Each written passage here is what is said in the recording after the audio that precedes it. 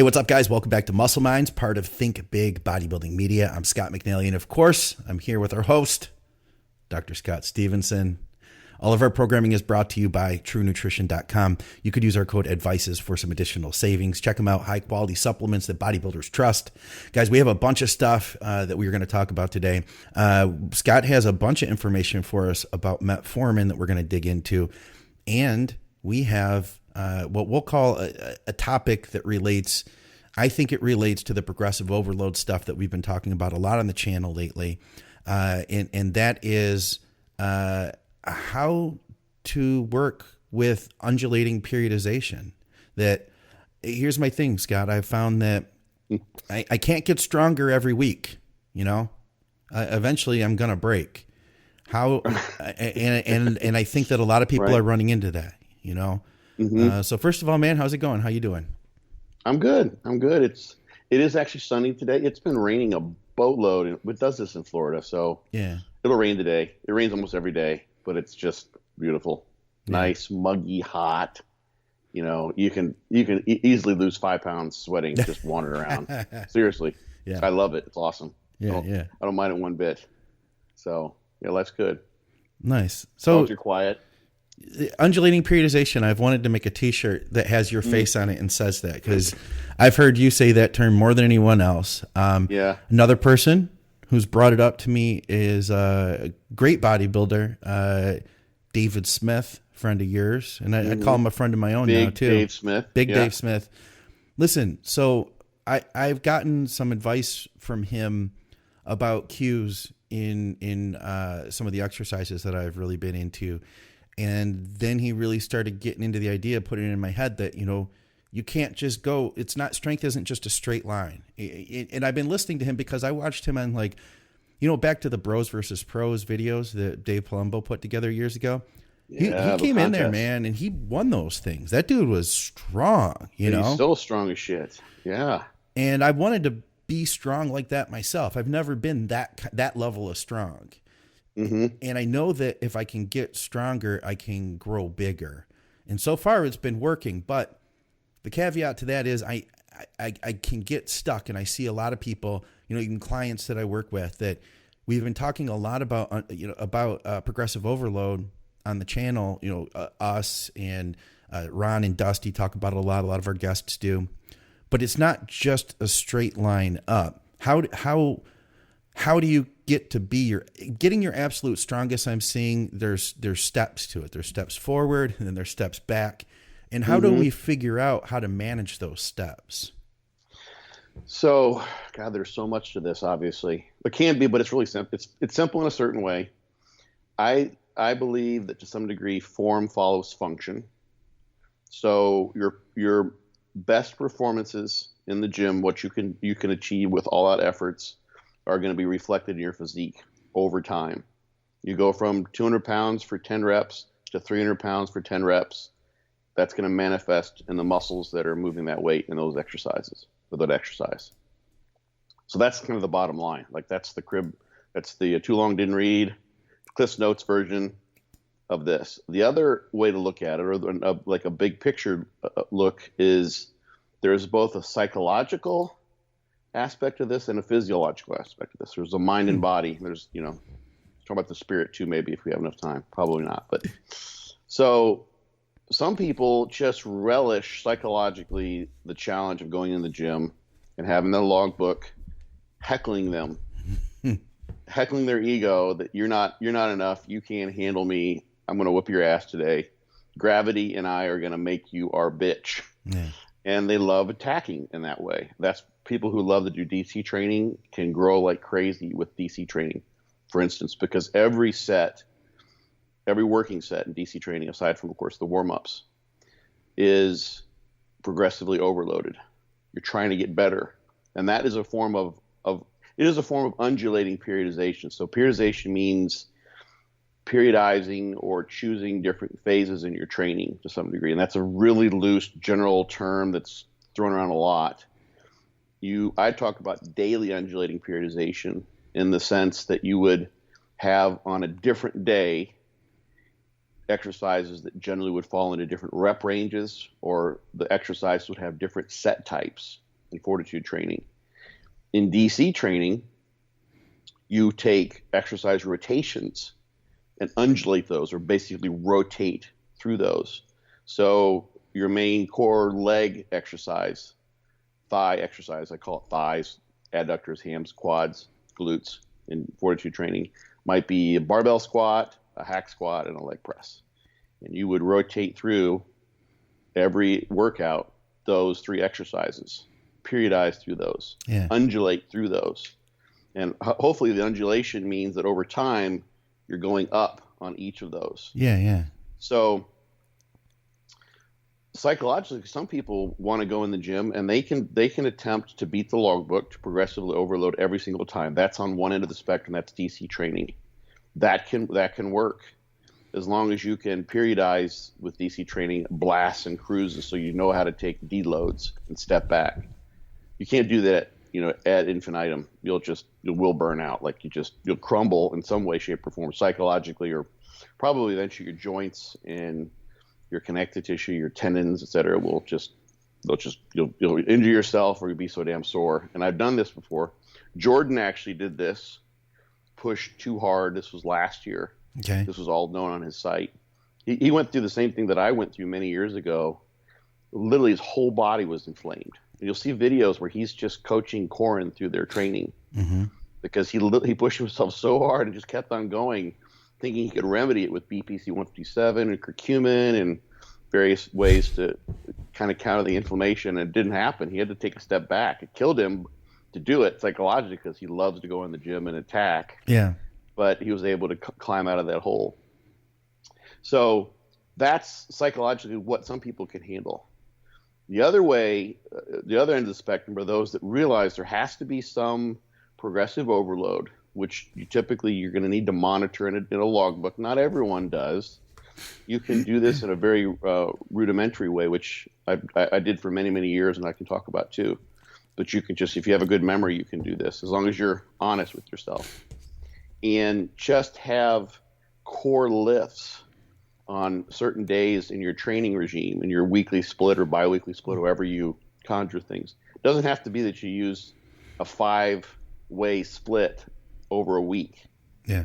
You could have, a push-pull legs that, rotates every 5 days with 2 off days in there, so that you don't end up training like legs every Monday and chest every Thursday or what have you. Mm-hmm.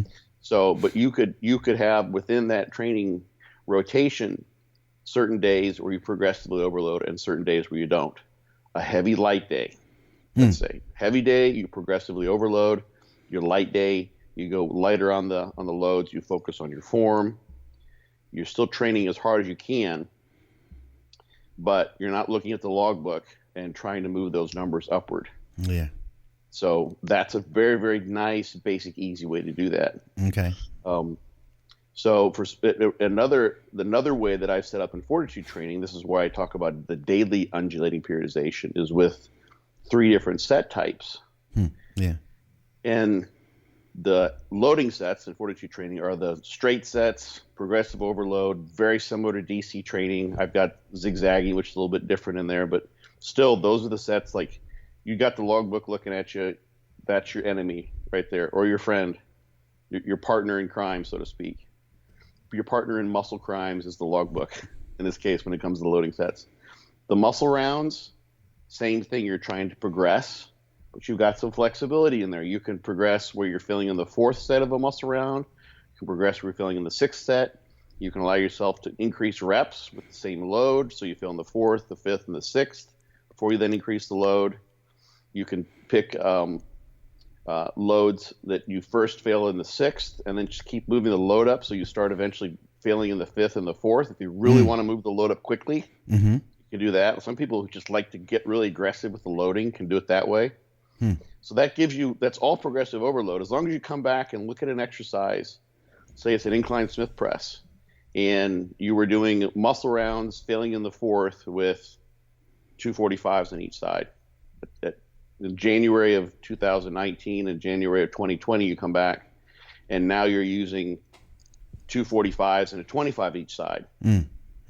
Added extra 25 on each side, and same Smith machine, etc. Yeah. and you're failing in the fourth set of 6 in a muscle round, that's progression. Yeah. How you got there, how you sort of wove your way through the progressive overload is a function of what suits your mindset. So it's the psychological and the physiological coming together. Okay. So, and then in fortitude training, I've got pump sets, which are we've talked about those before. Those are fun. Those are like isolation, get the pump. Literally, you can pretend like I'm getting ready to go on stage. If I had to pump up my chest, because what would I do? Yeah. I got like 90 seconds to get the best pump possible during the course of this set. Yeah. How can I make that happen? Yeah. Don't worry about the reps, whatever. Just make it. Just go for it. And that's something that's like the opposite of stressful. That's like just pure, easy, lighthearted lifting in the gym. Well, some people find those to be the most brutal. Actually, do they really? Because they're higher rep sets. Yeah. Okay. Yeah, there are some data when you look at people use the term fatigue. It's not my favorite, but when you look at sort of the inroads into recovery, the extent to which your perceived recovery status would go down, higher rep sets can whack people pretty bad. Okay. Especially if they're intermittent, like a Widowmaker. Yeah. Would you rather do 3 sets of 10 to failure or 3 Widowmakers to failure? Whew. Yeah. What's going to whack you the more? 3 Widowmakers in the 20 rep range, roughly. That's different than a pump set. It's different than intentionally, very much intentionally, yes. Yeah. So, but even with those pump sets, like just because if you're on like a leg press, and you're just doing partials, like, partially your way out until you get down to a safe failure spot and climb out of the machine, those will still destroy you, depending on the person. Yeah. It's funny because, when I look at that, I don't get any anxiety about doing something like that.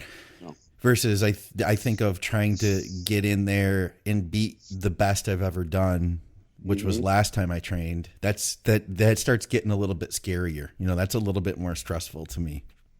Because you have to be careful too that you're not losing your form. Yes. Not doing things that, like, sort of we talked about this before we came on. You're not creating an increased risk for injury because you're getting all crazy trying to beat the logbook at all costs. Yeah. When the point is to beat the logbook, so that over time means a greater evoked stimulus for increasing muscle mass, assuming you're eating enough and recovering properly. Yeah. The idea is not just to beat the logbook. It's not like you beat the logbook. The number is, if it's a higher number, a higher weight, reps or weight wise, that doesn't mean the muscle just goes on. It's not like, you just all of a sudden, poof, there it is. Yeah. That has to reflect an enhanced stimulus, or a stimulus that is keeping pace with the adaptation that you're making during your recovery. Yeah. So if you recovered well and now your capability, your performance capacity in the gym is such that you can, instead of use 225, you can use 235, you should do 235. Right. And for X number of reps. Because that is what you're going to, if you stay with 225, eventually that doesn't become a stimulus anymore that evokes any more greater adaptation. Yeah. So yeah, but that's still a whole different thing. So for someone like, psychologically speaking, you can wreck yourself. You can either create an injury risk potential if you're just shooting for beating the logbook at all costs, or it just becomes so like such a chore that it's like, this is just not fun anymore. Like this is not what it's not what I signed up for. I like to train hard. Yeah. But all the time, constantly, the logbook's always there. Some people relish that. Yeah. And it'd be like, here's an example that maybe some people like a big Dave Smith would probably be able to recognize this quite well, because he does jiu-jitsu, who rolls. He's a martial artist. Right. So imagine if every time you went into the dojo, whatever your martial art would be, and you had a match. Like every time it was a match, like literally, win or lose, that was what you did. Or 2 matches. There was no practice. There was no rolling. There was no technique work. Yeah. Whatever. It was always a match. You're like, oh my God. Like, I don't know who I'm going to meet. Like, you're entering the octagon every time, and it's like a Chuck Norris flick or something where you live or die. There's like no, like, we're going to have an easy day or light day or work on, holds or new maneuvers. Eventually you would want to go back. Some people would love to do that. Mm-hmm. Some people, who would like just absolute animals, they like Dusty likes to train that way. Yeah, yeah. Yeah, but even he has even he needs to have cruises in DC training. So, in fortitude training, I have it set up. This is why I think people like it, is that you've got the loading sets or progressive overload. I think that's just an essential component. Muscle rounds, you can choose the exercise. So you can rotate through those such that you might not do an exercise for months until you come back to it. You look in your logbook like, I think I could beat that. Chances are, if you're doing everything right up until that point, otherwise you will. Yeah. It's not like, oh shit, I don't know if I just want to get one more rep. This is going to be a bitch. I just did that last week. It's like, no, I've gained 7 pounds, or I've gained 5 pounds since I did that 5 months ago. Yeah. And I know I've gotten stronger on all my leg movements. I'm going to just decimate that load. I'm going to just destroy that. It makes it fun. Yeah, I hadn't thought about that, but that makes sense, and I can relate to that too. That in my own training, I've been training using the same stuff every week, and when I would go to the gym, I would use the same equipment as that I would use at home, more or less, same exercises. And then I wanted to do something different, so I went to the gym. I use some machines out at a gym that I don't go to as often anymore. It used to be my main gym. And I used some exercises, some machines that I hadn't used in a long time. I've gotten so much stronger that like what I could have gotten, I think on one selectorized machine, I was getting like 110 pounds, 120, maybe 130 if I was really pushing. And now I was doing sets with like 170 on that same machine. So, you know, the strength has definitely changed. And yeah, I guess I was pushing to my max in that exercise, but it wasn't nearly as stressful as going back to like the dumbbell incline press, which is like the thing that I keep pounding against and the thing that's gotten me stronger. In that sense, it's positive reinforcement. You know, you're going to go and beat previous bests. Yeah. And it's just like, I wonder how much stronger I've gotten. Yeah. It's not like I might win, I might lose. You know, I'm going to really have to go for it if I want to get an extra rep or use an extra plate. But no, I'm going to just kick this thing's ass. Now, if I do change that, so let's say, you know, I've been pounding my head up against the dumbbell incline press. Now I go to the gym, I do this other exercise. I definitely beat my previous best on it. But am I deloading in any way? I'm giving myself that mental break, but am I getting, you know, it's like, I wonder, I don't feel like I'm necessarily getting as much of a physical break. Like I guess I'm curious, at the end of the day, the thing I really am concerned about is if every time we train in movement, we're progressively getting better and better at it, there has to be that point of not getting better at it. And that's that point where, like, you know, you've broken down in some way. I want to avoid that breakdown, I guess. I want to figure out better how to avoid that. That's where an overarching training periodization scheme is important, where you have some sort of a deload or a rinse and repeat type of thing, where the recovery has gotten poor. I use the recovery scale. We can maybe throw that up later. I've got one on my computer someplace. Okay. It's just like a 0 to 10 scale. It's with Likert verbal anchors, like excellent recovery. Once you can get too low. You know this when you get up or when you go in the gym, you can make the measurement. You're like, you know what, I'm going to have to pull back. Okay. So you pull back at some point in time. So that is going to have like an overarching effect on your recovery, regardless of what you're doing. Yeah. So here's the way I've set up in fortitude training. You can do these things differently, but this kind of gets at what you're talking about. So when you do a daily undulating periodization with different rep ranges, there's an interaction amongst all of those stimuli to some degree. So I mentioned this, I think it was on this podcast, where when you get stronger with the heavier loading sets, the heavier training, that makes the lighter stuff feel even lighter. Yeah. So you're using, 5 plates on a squat. When you drop down to 275, go from 495 to 275. 275 feels like nothing because you've worked your way up to those really, really heavy loads. Whereas when you're done high rep sets, let's say Widowmakers with 275, then that fatigue, that the effort you have to put forth to push through a set like that just like blindingly difficult, makes the fatigue that you feel, the muscular endurance fatigue, related fatigue that you feel during a set of 8 to 10, not so bad anymore. Yeah. So there is to a certain degree a muscle endurance adaptation that comes from higher reps that will play a role in the heavier training. And there's a neurological phenomenon, at least, not to mention the fact that if you're getting more muscle mass, that's going to carry over to all your lifts. Yeah. That comes from the heavier training, which will probably have at least a psychological effect on those lighter loads because they feel like feathers now. Yeah. What you've been moving. So there's that's the interaction between the loading of a heavier and lighter loads. There's also changing the exercises. So you've been doing incline dumbbell presses, then you go to like some sort of a incline machine, hammer strength, something like that. You get a different activation pattern. It's still working the upper chest, but it's machine. The loading curve is different. The balance is different. The activation pattern is going to be different. You could do those incline presses as hard as you possibly can and be getting whatever amount of soreness you sort of leveled out at and doing those on a regular basis. And then you go and you train just as hard.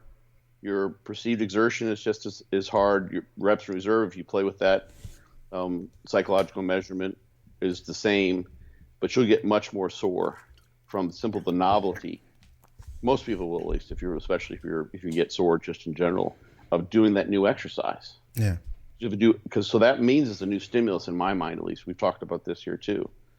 That's the novelty of stimulus that makes that first time you go in the gym and train, if you've had a layoff, something you want to be careful of because you get so sore. That's where people get rhabdo. Because athletes that come in and the coaches are pissed because they haven't been doing their off-season training and they just run them through the ringer and then they, third of the team ends up at the hospital. Yeah, that kind of shit, which happens, Yeah. So, but you can get more and more sore. So you get in one sense by changing exercises like that, having just some variety. Let's say you do that in a way that you auto-regulate. So you say, you know what? I think I would still like to do an incline press movement. And you go into that gym and you're like, you get on a Smith machine and you're like, nah, I still like that. Just feels like I'm still like that. I'm still tender there. It doesn't feel right. But you get on that fly incline, like maybe there's an incline fly, like one of those swiveling, like Flex has had one, like it's a converging fly press machine, maybe something like that. It's an incline. Yeah. Like this feels good. I feel strong here. I know it's hitting my upper chest, but it feels right. So now you get novelty of stimulus, and you also allow for some recovery, I would say, because of how it feels from those movements that you've been doing on a regular basis. So if you had gone 5 weeks, let's say, doing incline dumbbell presses, and then you did a 6th week where you're like, fuck, this one's really getting, I really could use a break from incline dumbbell presses. And in one scenario, you do the 6th week, you come back that 7th week and try to do them again. You're like, I made a mistake. Shouldn't have done those incline presses. I should have moved away from that exercise. Versus you still train, but you do a different exercise. When you come back in that 7th week, having done that just 1 week of a different exercise, you'll probably not have that same sense of like, whew, I should have taken a break. This has been my empirical experience personally and working with people. Yeah. So you basically, you've incline press week, 5, 6 weeks in a row, and all of a sudden you take a week off. You get a novel stimulus because it's a new exercise, right? Which is going to promote growth. But you also get to step away from that exercise that you've been doing so regularly now that it's one you probably need to step away from, and come back to it again because you rotated around it. So there's something to say for, and you could do this with DC training. It's 3 exercises. There's other reasons for that rotate through. You can do like a heavy light day with different exercises on those days. Or, with fortitude training, you've got a 3-way rotation on your heavy loading sets. And then the muscle rounds are chosen kind of the way I just described it, is you go in and you pick the exercise based on how you feel on that day. So it could just be because of the accumulating fatigue and soreness that you have in, let's say, your upper chest on a given week, that one time you go and, today I'm going to use the incline. The incline Smith feels great for doing a muscle round. In another scenario, because of where you are in your training blast, how your diet's been, maybe work you've been doing around the house, anything else, it might be that Smith just doesn't feel right. Maybe you had something weird go on with an overhead press, and now you've got bicipital impingement, which I know you tend to have. Mm-hmm. And that just is like immediately a red flag for the incline Smith. So you do something else. You do a cable fly as a muscle round. So you pick on the fly, pardon the pun, the exercise that feels like it's going to be target where you want. It may be that you don't do any incline press because there's just nothing. It just needs a break. You still could do some pec work. You just choose a little bit different angle. So you auto-regulate the exercise to give yourself a break to some degree from that same groove that you've been in week after week after week. Yeah, that makes sense. So then you've got combining all these things by choosing different exercises as well as working in different rep ranges. So you're like, if we look at it from the perspective of that incline dumbbell press, you're pushing, and then you choose a different exercise and you step back just in the context of that exercise, but you're still progressing overall. The novelty of the new exercise you've chosen, you're still eating enough to make gains, what have you. You've just taken a deload, so to speak, from that one exercise that you then interject back into your program again. Yeah. Because you've had some variety, because you've created an exercise rotation, or you're using some sort of auto-regulation to allow yourself to pull away. It doesn't mean you give up on the incline dumbbell presses. It's just you step away from them. Yeah. Yeah, so, that makes sense. That makes sense. And I could see how that could make a difference. And just having gone to the gym this past week and done different exercises than I was used to, I do feel like that in itself gave me a break, and I'm more excited to come back to the exercises that I love, just having gotten away from it for a minute. Mm-hmm. Okay. Yeah. Yeah. You just like, if you come back, like, it'd be interesting to see, maybe you can report back to us. Yeah. Next time we do this. If you go back, was it just recently that you stepped away? That you went to the gym? Okay. So yeah, just my last workout. Okay, cool. So when you go back, it's just see how that incline demo press feels. Yeah. Now that you had a workout away from it. I can already tell I'm going to feel strong again. You know, I can definitely tell. And the last time I did that, I was back up to my, and that's the reason, is because I realized, you know, having been building, going up and up and up, and then it culminated in me feeling just really low. My interest in training went down to zero. My strength had been tapering off. And that lasted for a few weeks. And then toward the end of that, having not even trained, that's when my shoulder went out. So I do feel like that was all kind of tied together. Now I'm back to the point where I've rebuilt. I was able to work back up to what I would consider to be a scary set on the dumbbell incline press. And then from there, I'm like, okay, so now that I hit that, I want to step back a little bit. And so what I did was I went to another gym. I trained away from my home gym.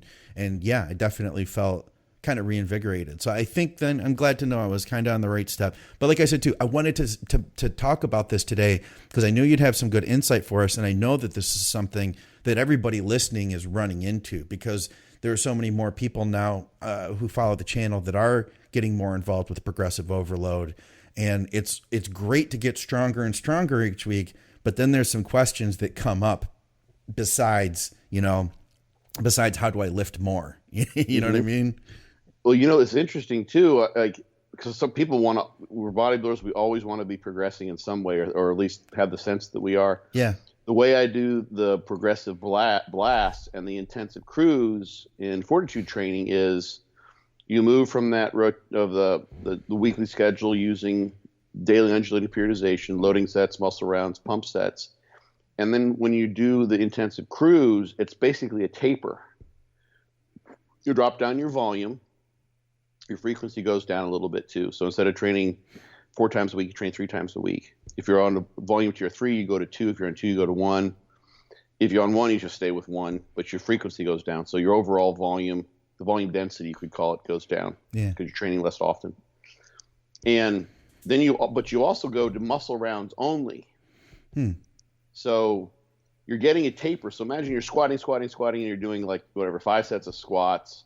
And then you have a couple, you do that for 10 weeks, and then you go for 2 weeks, and you just do, you squat twice a week. And instead of squatting twice a week for those last 2 weeks, you do, you squat on a Monday, a Friday, and a Tuesday, and then you wait the rest of the week and you come back. That's if you were tapering in for a meet. That taper in of itself would mean you're stronger. That's just, I toss that as a generic way. So powerlifters will do that in very, very specific ways. Sometimes they'll taper so much that they're just like dying to get back on the platform. Yeah. They want to train so fucking bad they can't stand it. And that's when they know they'll be really, really strong. Yeah. So I taper it, but I also, in fortitude training, also go to muscle rounds, which means you're moving away from those exercises that you've been really grinding away at for a while. So you don't do an incline dumbbell press. You do a muscle round with an exercise. Could be free weights. It could be a machine. Free weights as long as it's safe. That feels right. That doesn't feel like it's tweaking those areas that maybe are getting a little bit overworked, that are heading down the pathway of a chronic injury, chronic overwork injury. Like for you, biceps tendonitis. I get the same thing in my shoulders. So you find something that doesn't even remotely bother that. Yeah. And so you get the effect of a taper. You still train hard. You're still doing a muscle round. And you can go back and look at muscle round performances from months ago that you did and probably beat those. Yeah. Because you're not doing 3 muscle rounds. You're only doing 2. And it's been a while, so you're stronger. And you've been a while, so you're stronger. And you're also tapering too. So you're going to get so you would see the progression, even though you're stepping back from your training to what is sort of, it's a deload in terms of the volume and the frequency, but you're still maintaining that intensity. So like this kind of comes from the track and field world, various strength and power sports where you maintain the quality of your training.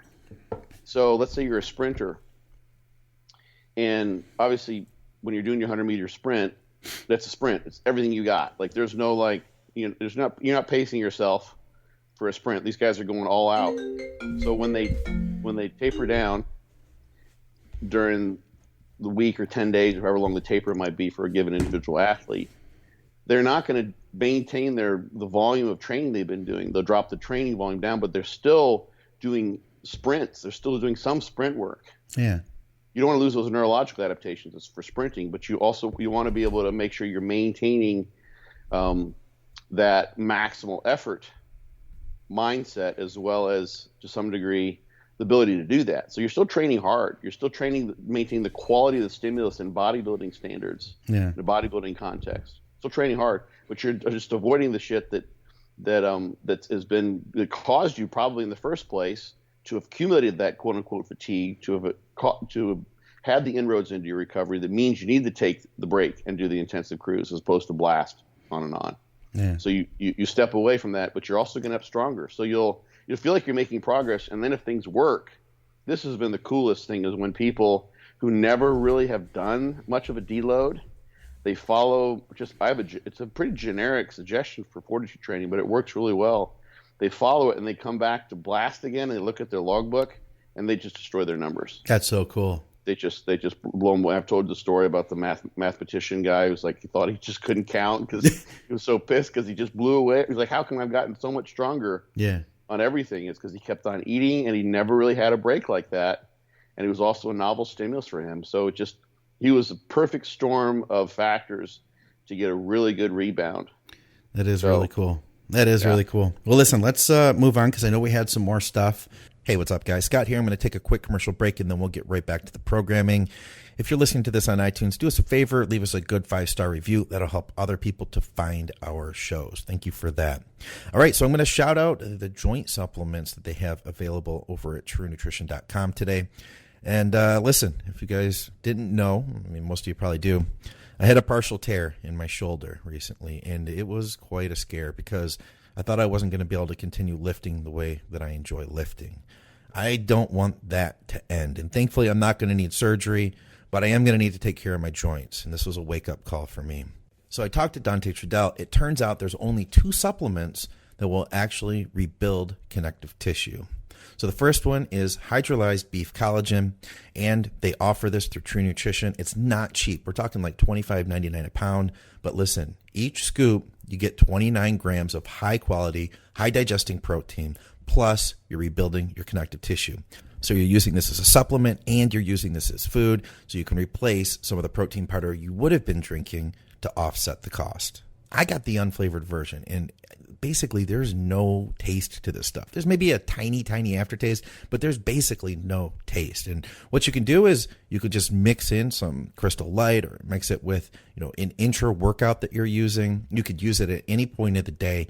I've been mostly using it either as an intra workout or I've been mixing it with my pre-workout. I had a little bit of Crystal Light and I am good to go. The second supplement that I'm using is a product called J-Flex from True Nutrition. And the most important part of this is a supplement called UC2. That's undenatured type 2 cartilage. So with the beef collagen, you get type 1 and type 3. This provides type 2. So these things combined will give you the best chance of restoring connective tissue and keeping your connective tissue strong. Along with that, it also contains glucosamine, chondroitin, MSM, SAMe, things that you would expect to find in a regular joint product. And you get boswellia extract and curcumin, both of which are great for inflammation. So if you want to take care of your joints, check this stuff out. And you can use our code ADVICES. That'll get you a little bit of additional savings. And of course, that goes directly to help support our programming. I want to keep lifting the way I want to lift as long as possible. You had some thoughts here on Metformin, and I'm not sure exactly where you want to go with it. So I'm just going to turn it back over to you. Just shift gears here. So where do we want to start with this? Let's see. I sent you some figures. The very first one I sent this morning, the hormetic bell curve optimizing training dose. 3 different levels of recovery. I think this is it. Yep. It's got the red, black, and green lines. All right. So I got that up. What are we looking at here? So that shows just above the horizontal line there is a positive adaptive response, meaning you're getting stronger, you're getting bigger. Okay. Below that is you're going the opposite way. You'd be like actually literally overtraining. Performance is going down. You're losing muscle mass. And what that shows is, though, for a cumulative training dose, so let's say you just keep your sets, fail your sets, X amount of them for a given muscle group of the whole body, however you want to conceptualize it. Okay. Kind of all the same.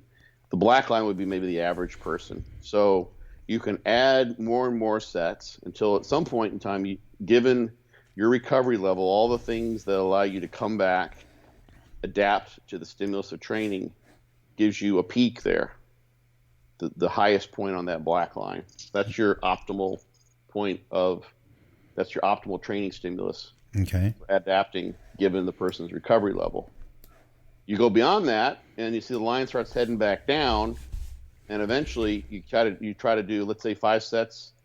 You can get away with 5 sets twice a week for a given individual, and then they start going to 6 sets and 7 sets.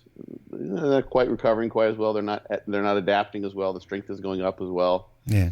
Some of that can be just a function of accumulating fatigue over the course of a training blast or a mesocycle. But eventually, just very generally speaking, you try to go to 8 sets or 10 sets twice a week. Eventually, it's just too much.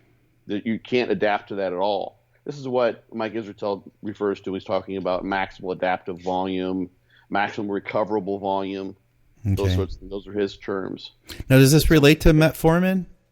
Yes. Okay. Sure does. We're getting there. Okay. Right. Just making sure that I'm on the right page with you here. No, you are. Okay. So part of that stimulus, something when we go into the gym, there's a number of things that are involved. The inflammation, the mechanical disruption, obviously tension is important here. There's also a free radical stress that is brought on. When you train like that, you have inflammation. You can use NSAIDs like naproxen, aspirin. Those will reduce all of the immediate responses. Pretty much the immediate responses you see, things like protein synthesis doesn't get increased as much. Mm-hmm. Protein breakdown doesn't get increased as much. You want both of those to go up. You won't see the same level of satellite cell proliferation. You don't see the same level of prostaglandins that are involved with inflammation, because that's what nonsteroidal anti-inflammatories do. They block the rate-limiting enzyme for production of those. Yeah. And sometimes, in many of the studies, when you give an anti-inflammatory, you blunt muscle growth. There's actually a study with older folks where they gave an anti-inflammatory and they had greater muscle growth. So if we go back to that figure and imagine an older person who's prone to inflammation, and for them, for the training they're doing in a study, their adaptive response is beyond that optimum point, beyond the peak. They're coming back downwardly, and now you blunt the stimulus by taking a non-steroidal anti-inflammatory. You blunt the inflammation. You blunt the insult brought on by the training. That moves them back to the left, so they have more optimal adaptation, potentially. Yeah. So that goes for things involved with inflammation, and one of those is also free radical stress comes about. So let's throw up that next plot. Okay. It should look very familiar, and we're getting closer to the answer to metformin. Okay. This is another bell curve? Another bell curve, yep. Got it up. So these are all from my book, the Be Your Own Bodybuilding Coach book. But what they found is if you give like mega doses, like a gram of vitamin C with like 400 IUs of vitamin E, acetyl L-cysteine will do the same thing.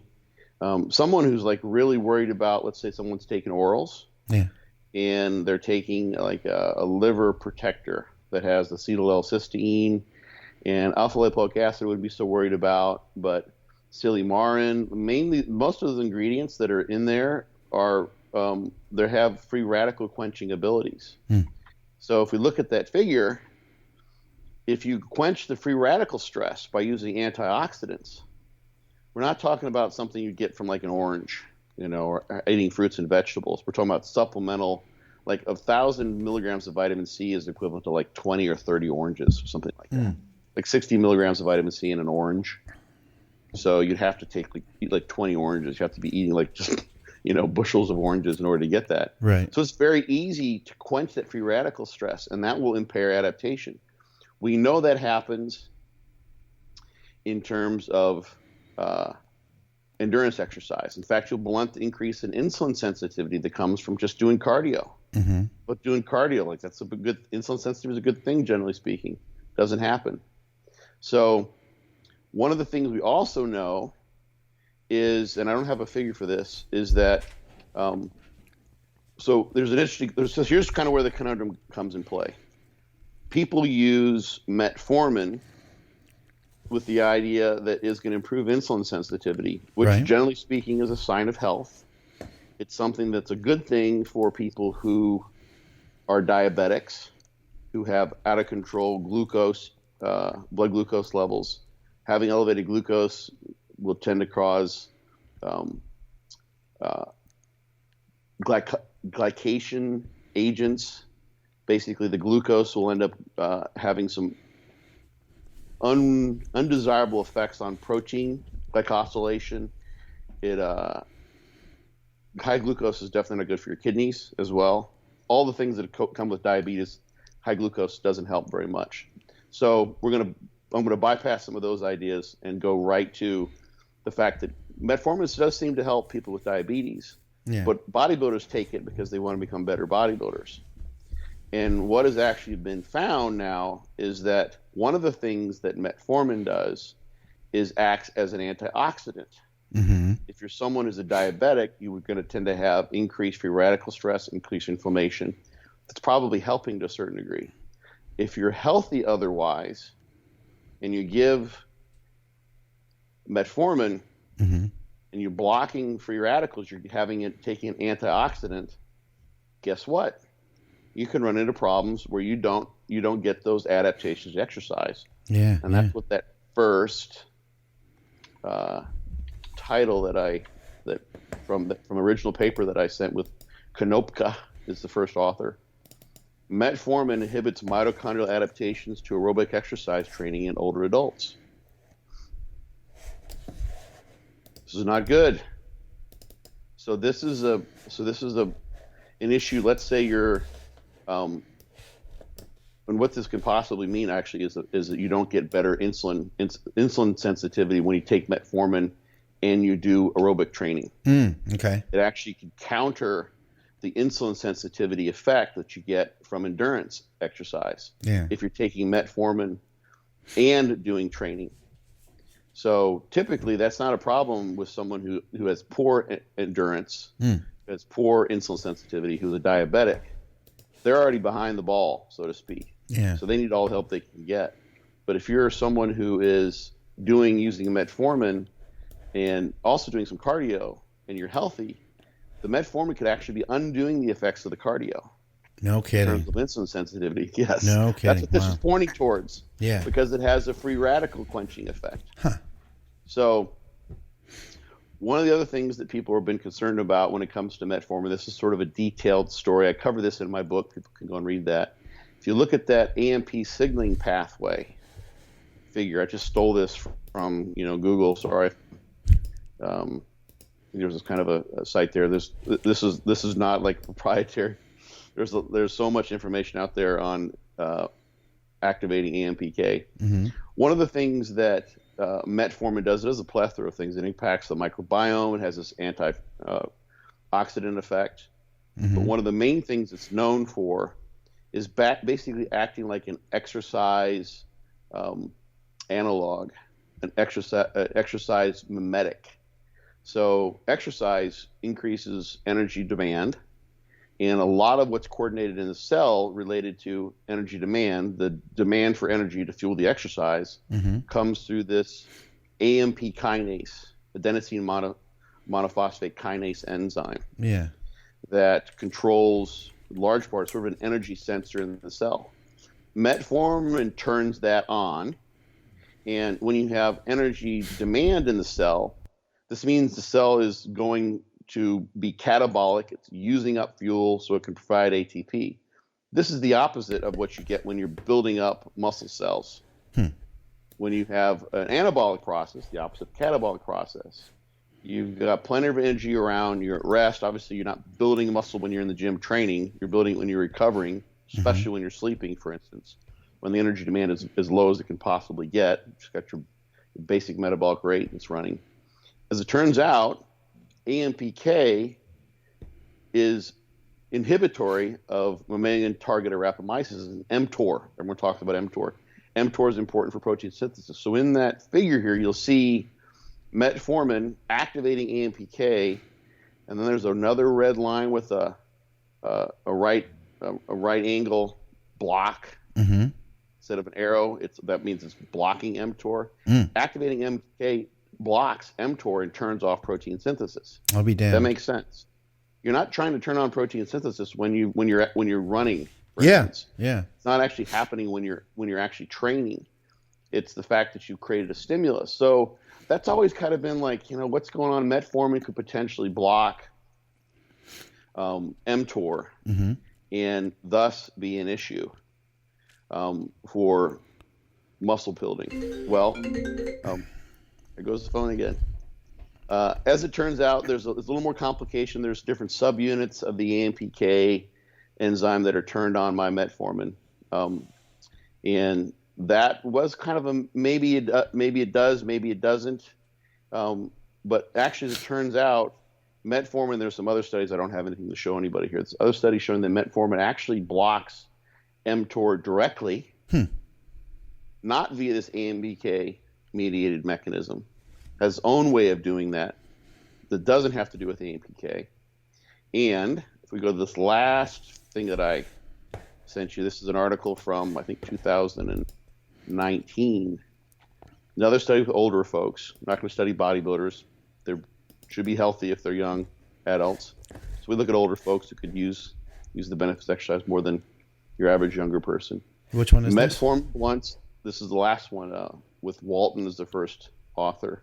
Metformin blunts muscle hypertrophy in response to progressive resistance exercise in older adults. It might be this one. There we go. Yeah, the last figure I sent you today. So got it up. It looks just like the other one because it's from the same journal. Yeah. So this is another piece of information. So now we actually have, in older adults at least, the idea that metformin blunts muscle growth. and it actually blunted strength gains in these older folks. These were not unhealthy people. These were healthy older adults who would typically put on some muscle mass. In the placebo group, they did. Okay. And that could be at least a couple reasons. One, a direct impact on mTOR that metformin has, which has been demonstrated in some other studies. I cite those in my book. Yeah. As well as metformin, as I mentioned before, is an antioxidant. So at a very basic root level, it's going to blunt, it's going to protect against free radical stress. Yeah. But we want free radical stress to some degree. We want stress. That's the whole point of going to the gym, is to create a stress to which we adapt. Yeah. If we blunt the stress by taking too much metformin, that's what the dose was here. So there may be some sort of a dose type of thing. Okay. Related, maybe that if you take too much, maybe, too little, you can find maybe a happy zone to some degree. The problem can be, if you're like looking at half-life, well, let's just take the short-acting metformin. There's a long-acting version, which is easier on the gut for most of the short-acting. Some people, it just screws up their gut. Too bad for them to use. But maybe you could time it at times away from your workout. What's more important than so much the half-life, in the blood at least, is what's going on inside the cell, and that's kind of a crapshoot as far as I know.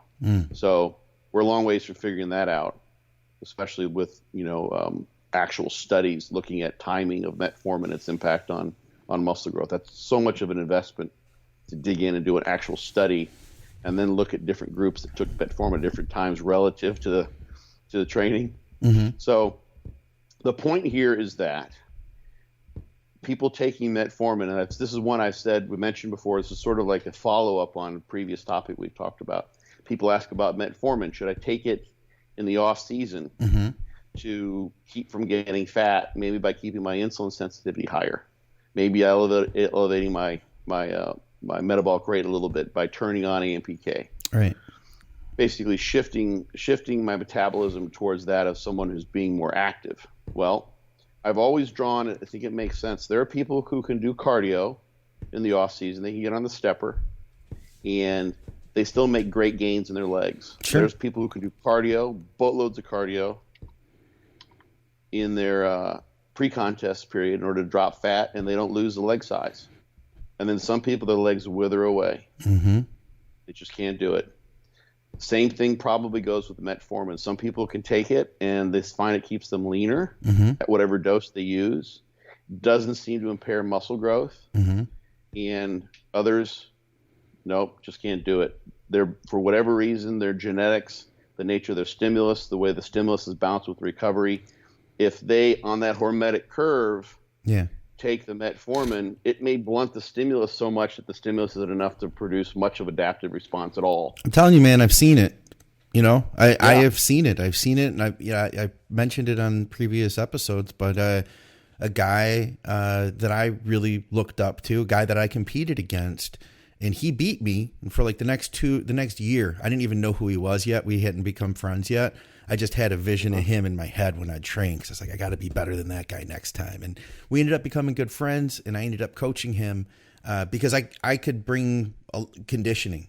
He has some incredible size. We're going to put our brains together. Guy, yeah. And he came to me and he was like, hey, man, I've been eating all this food. He'd been working with another coach, and they were hammering the food hard. And he was taking a high dose metformin. And at the end of the day, he didn't really make too much progress. Once we got him back in shape, for how much food he had eaten, using this high dose metformin, he didn't really change that much. And I'd have to think then, Scott, with what you're telling me, maybe everybody has a different response, but the more you take, the more you're likely to have a bad response here. You know what I mean? The higher your dose, put it this way, the lower your dose, the better your chance would be to still gain, I would think, Right. So that's the thing. It's the same. People everyone knows cardio. Like, should you do cardio in the off season? Should you not? Yeah. So if you're an endomorph who just tends to get fat really easy, I'm just using that, right. The somatotypes are kind of like fluffy, but if you're what did Matt Poore used to call them? If you're a husky person. Yeah, yeah. Remember Matt used to use those terms? Like there's Yeah. some utility to those Yeah. ideas. You gain body fat relatively easily, but you also gain muscle relatively easy. Mm-hmm. For you, the muscle mass isn't the issue. It's keeping the body fat under control. Yeah, yeah. Cardio might be a smart choice. Yeah, yeah. You know, you can do that for the reasons of insulin sensitivity or what have you. And those for some of those people or along those lines, for some individuals, metformin for people who tend to lose insulin sensitivity as they gain might be something that would not impair muscle growth substantially. That makes sense. Them. Whereas other people, maybe gaining muscle is just they have to fight tooth and nail for every ounce. Metformin and lots of cardio is not something you want to do. Yeah. You got someone who comes to you who's rail thin, who's naturally like 7% body fat, and they can't gain muscle. Like you look at them and you're like, you are just made to be thin. Like you're probably a really good endurance athlete just naturally. Yeah. You don't want to have them like, okay, let's do an hour and a half of cardio and take 1,000 milligrams of metformin a day. It's just not going to make sense. Yeah. They're not going to get the muscle mass. Body fat is not their issue. So it's not impossible that you could have someone who has mixes of those two types of issues. Maybe you don't gain muscle very well and you gain fat easily too. Yeah. It's possible. You have to, then other strategies maybe come into play. But the thing is, we look back at those hormetic curves that we put up, is that where you are on that stimulus and adaptation bell curve is at least to some degree, it's a nice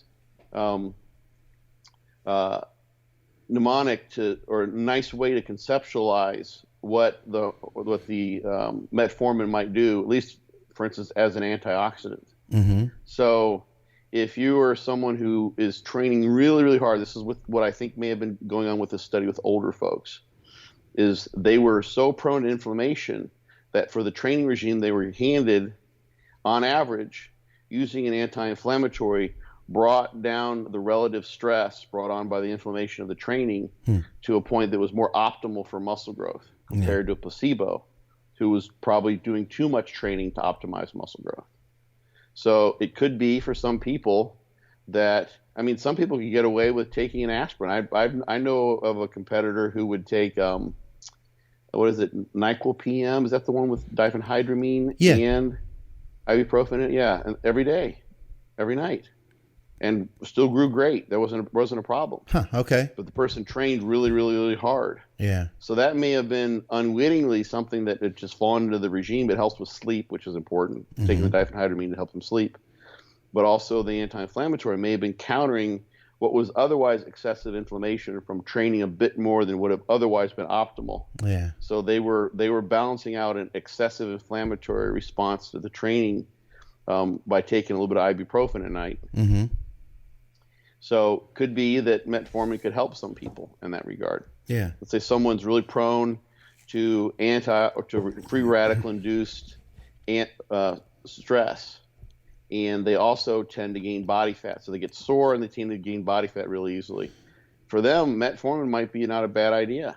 It's got somewhat of it's an antioxidant to some degree. Mm-hmm. It might push them from too far to the right back towards that more optimal point in terms of free radical stress, as well as help with insulin sensitivity in their case. Yeah, I know it's become more and more popular with anti-aging. Yes, metformin. Yeah, and it has those effects like in rats. Is like that's part of what you see with diabetics. Yeah, is that it increases life expectancy. Interesting. But diabetics, that's the thing with if someone is not a diabetic.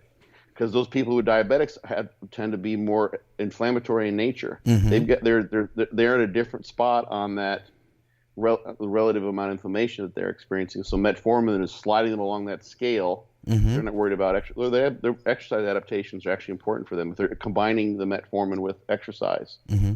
So it's moving them along that scale, and that's the thing we constantly. I say we, like I'm thinking of podcasters, scientists, even. Just in a very general way, people who are looking at what is the effect of exercise, training regime, supplement, some pharmaceutical on an adaptation, we tend to think of that in a very linear fashion, as if the dose response is directly linear and then maybe it just plateaus off. Mm-hmm. But at least as far as exercise goes, there's so much suggesting there's a hormetic response. So in the right amount, you can have even things that are toxic. Free radicals are toxic if they're too much. The devil's in the dose.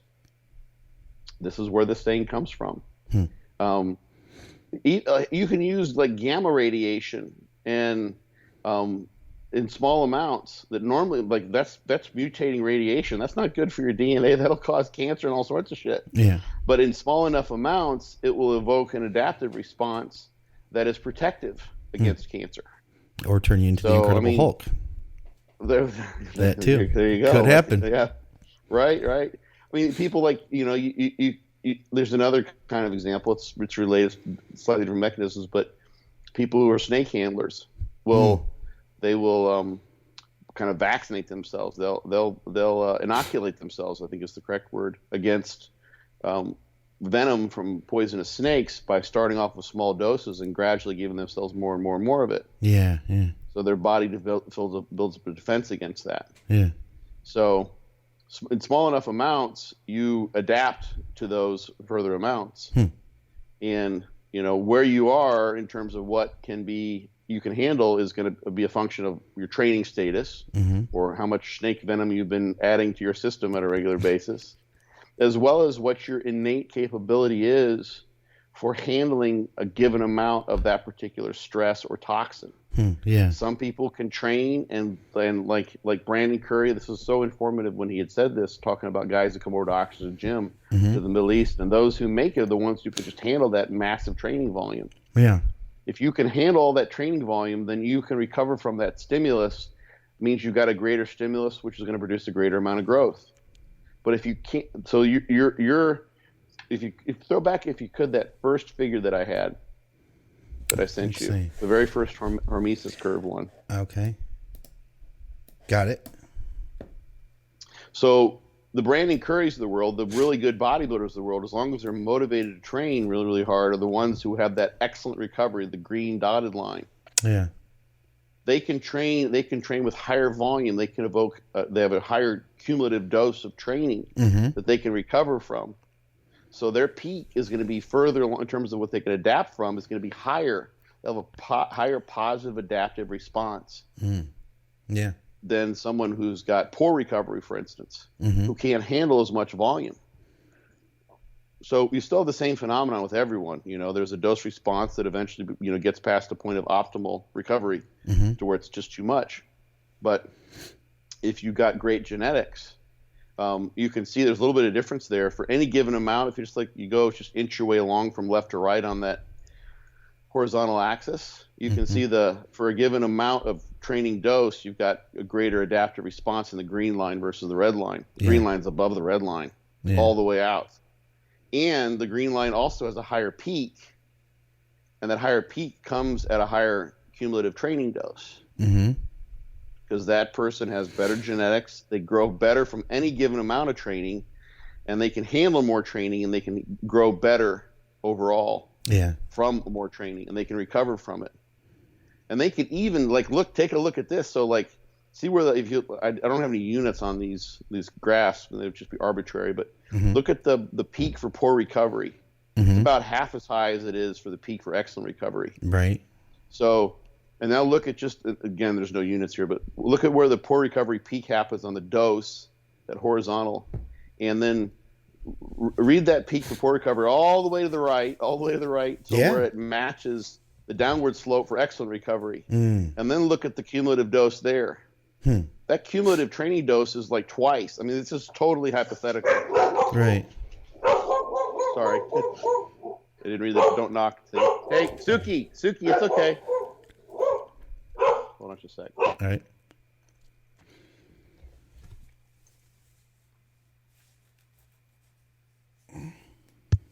Okay. All right. So, sorry. Let's cut that out. It was just the one knock. They just give one knock and they go bonkers. They're ready. You know this. So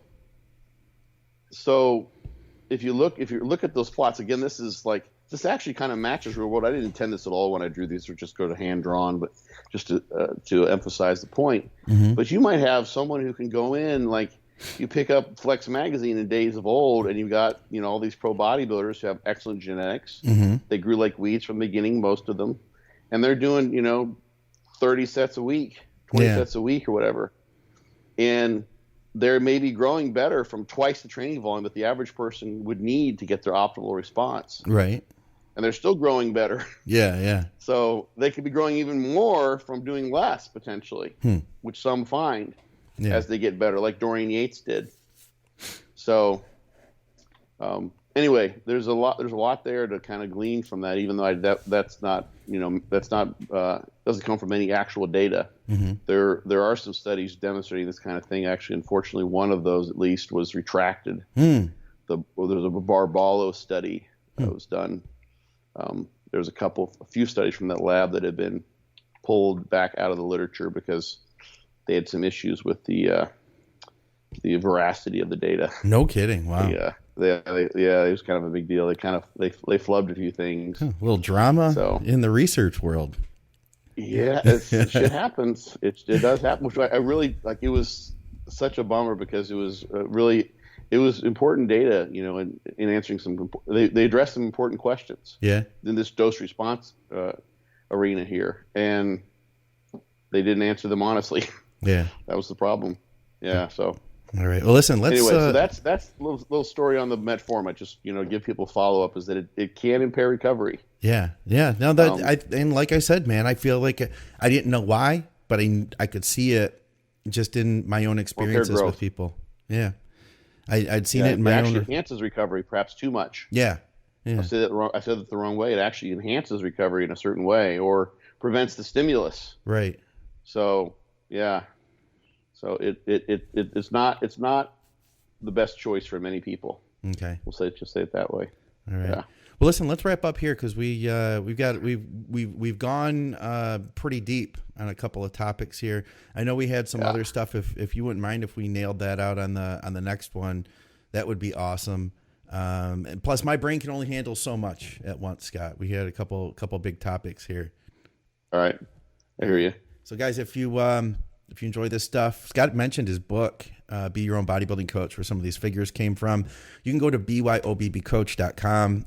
You could we'll put a link to our affiliate code or affiliate link to the Amazon, where you can find the hardcover book. And, of course, we talked a lot about Fortitude Training. So check out fortitudetraining.net. And as always, guys, if you guys enjoy our content, if you want to support us, then do us a favor, give us a like. If you haven't subscribed, please do. And check out our sponsor, TrueNutrition.com, because they've got some kick-ass supplements, and use our code ADVICES. Dr. Scott, it is always a pleasure, my friend. Thank you. Thank you, sir. Appreciate it. Yep. See you guys next time. See you guys.